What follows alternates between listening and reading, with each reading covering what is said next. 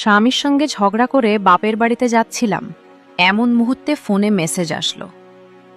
অন্তরা, আপনি কোথায়?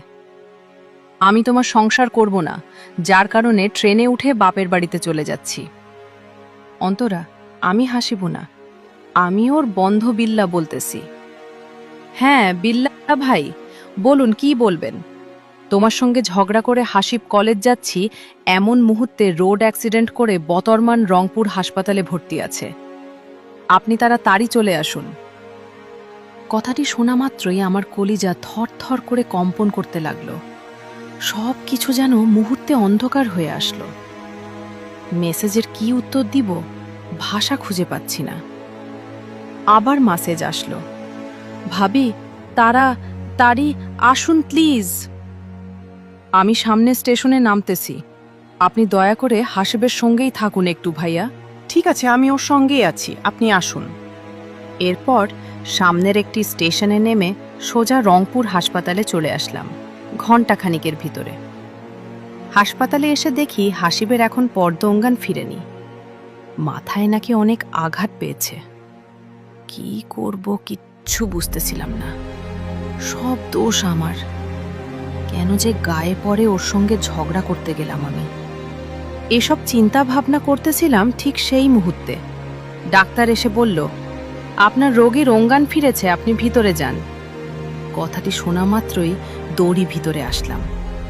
ভিতরে আসা মাত্রই হাসিব আমার দিকে অপলক দৃষ্টিতে তাকিয়ে আছে। ওর কাছে গেলাম। আমাকে ক্ষমা করে দিও হাসিব, তোমার সঙ্গে এভাবে ঝগড়া করা আমার একদম ঠিক হয়নি। কথা দিচ্ছি আমি আর কখনো ঝগড়া করব না। এখানে তোমার কোনো দোষ নেই, সব দোষ আমার অন্তরা। কিন্তু বিশ্বাস করো, আমি কখনোই মদ পান করি নাই। কাল রাতে যখন অফিস শেষ করে বাসায় আসতেছিলাম, এমন মুহূর্তে একটি ব্যক্তি অতিরিক্ত মদ পান করার জন্যে রাস্তায় পড়েছিল। আমি তাকে গাড়িতে করে ওর বাসায় ছেড়ে যাই, যার কারণে আমার শরীরে এমন গন্ধ পেয়েছ, বুঝলা? হ্যাঁ বুঝেছি। জানো, আমি তোমাকে অনেক ভালোবাসি।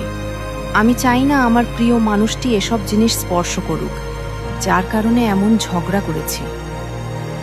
তুমি ঝগড়া করবে, কিন্তু কখনো ছেড়ে যেও না। আমি তোমাকে ছাড়া থাকতে পারবো। অনেক ভালোবাসি তোমাকে। কথা দিচ্ছি কখনো ছেড়ে যাব না আমার স্বামীকে। আমিও অনেক ভালোবাসি তোমাকে। কথাটি বলেই জড়িয়ে ধরলাম হাসিবকে। সত্যি, স্বামী স্ত্রীর ভালোবাসা এমন হওয়া উচিত। হাজারো ঝগড়া হোক, কিন্তু কখনো ছেড়ে যাব না, কারণ ছেড়ে গেলেই ভালোবাসা দূরত্ব বেড়ে যায়।